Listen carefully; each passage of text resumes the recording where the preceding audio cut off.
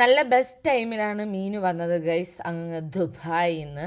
ഇന്ന് ഞാനും മീനും കൂടെ ഞങ്ങൾ രാവണപ്രഭു കാണാൻ വേണ്ടിയിട്ട് പോവാണ്. സീരിയസ്ലി ഞാൻ മറ്റേ ഒരു സിനിമ മാത്രമേ കണ്ടിട്ടുള്ളൂ, ദേവദൂത, അതുമാത്രം.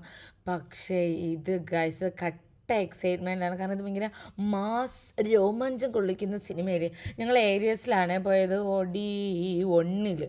അത് നല്ല വലിയ ഇതാണ്. ഞങ്ങൾ അവിടെ ചെന്നപ്പം ഗൈസ് ചെറിയ ഇതൊക്കെ ഉള്ളായിരുന്നു, ചെറിയ തിരക്ക്. പക്ഷെ ഫുള്ളാണ്.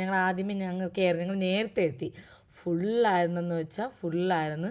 സോ നമ്മുടെ സിനിമ തുടങ്ങി ഗൈസ്. അതൊരു അടിപൊളി എന്ന് വെച്ചാൽ ഭയങ്കര എക്സ്പീരിയൻസ്. കാരണം നമ്മളെപ്പോഴും ഇത് ടി വിയിലല്ലേ കണ്ടിട്ടുള്ളത്. ടി വി കണ്ടിട്ട് നമ്മൾ ഇത് മറ്റേ തിയേറ്ററിൽ കണ്ടപ്പോൾ ഉള്ള ബഹളം ഇതായിരുന്നു ഗൈസ്. അമ്മാതിരി ഓളായിരുന്നു.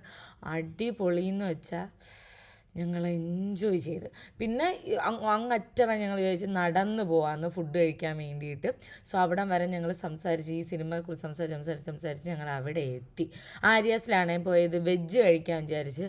സോ ഞാൻ കുറച്ച് നാളായി പൂരി കഴിച്ചിട്ട്. അപ്പം ഞാനൊരു പൂരി സെറ്റും മീനാക്ഷി നെയ് റോസ്റ്റും കഴിച്ചു. അങ്ങനെ പിന്നെ ഒരു ഫിൽറ്റർ കോഫി. സത്യം പറഞ്ഞാൽ ഈ വെജ് കടയിൽ കയറണതിൻ്റെ ഏറ്റവും മെയിൻ ഉദ്ദേശം എന്ന് പറഞ്ഞാൽ ഒരു ഫിൽറ്റർ കോഫിയും എന്തെങ്കിലും ഒരു ഇതണക്കത്തെ പരിപാടിയാണ്.